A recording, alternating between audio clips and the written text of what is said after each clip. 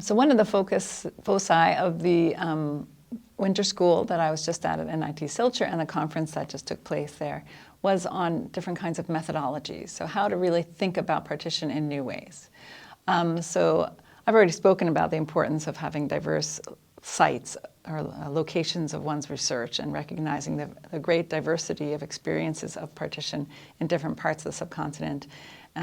And displacing one narrative, right? So having a kind of multivocal approach to partition. So that's, in some ways, its own methodology, a methodology that looks across different places and allows us to look comparatively.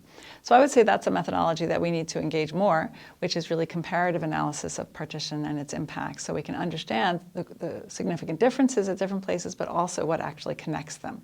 How we see kind of, again, I spoke earlier about kind of bureaucratic violence, you might say, you know, the kind of ways in which the actions of the state and of different organizations shape people's lives and experiences of partition.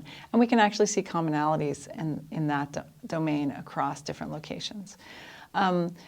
We talked a lot about narratives of partition, and one really prominent form of methodology for partition studies is, of course, oral history, which Orvashi Batalia, Ritu Menon, and many others have done foundational work in the late 1980s and then into the 1990s, Gyanendra Pandre as well.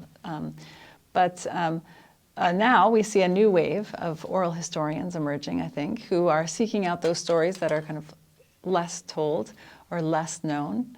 Again, communities, non-dominant communities, marginalized communities. So that's important aspect. That's really a gift that oral history gives to us. It gives us access to people's experiences. But we'll have to also move out of a kind of a narrow understanding of oral history, I think, in the coming years. Of course, the first generation of people who experience partition is aging, and they will, at some time, no longer be accessible to us, right? We will no longer be able to engage them on oral history and taking their oral histories. But there are subsequent generations, so there's now a very dynamic field emerging on post-memory, looking at the different second and third generations after partition and how they carry forward stories from their families and from the experiences of their elders, and then the impacts of that of those traumas on these subsequent generations, which is, again, a kind of way of thinking yet again about that long partition. That partition in some ways never ends because it always has a kind of generational impact. So that's, I think, an important domain that's been really flourishing in recent years.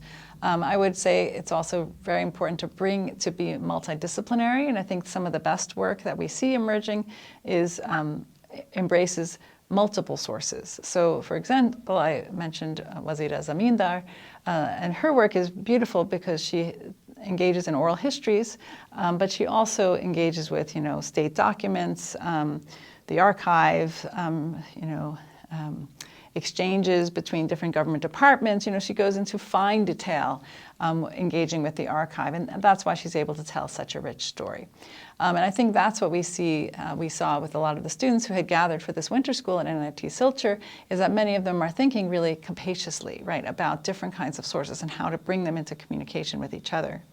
Another common methodological approach to partition studies is, of course, engaging with the creative domain, right? So film and literature, which in many ways was the only way people engaged with the traumas of partition's past up until really the 1980s, when scholars finally kind of woke up to the need to tell the story of partition. I think that, as many have noted, this great trauma after 1947 kind of didn't allow the integration of the traumas of partition into the kind of national stories of India and Pakistan. So we see this engagement with the literary, and I think that will continue. It's very, very important work. I think right now what's interesting to see is people really historicizing that literature and relating it to oral histories and relating it to archival work and trying to see how we can read across these different domains of representation of partition to tell a richer story. So I'm very optimistic. I think it's an incredibly fertile field, and I think we'll see great scholarship emerging in the coming years. Thank you.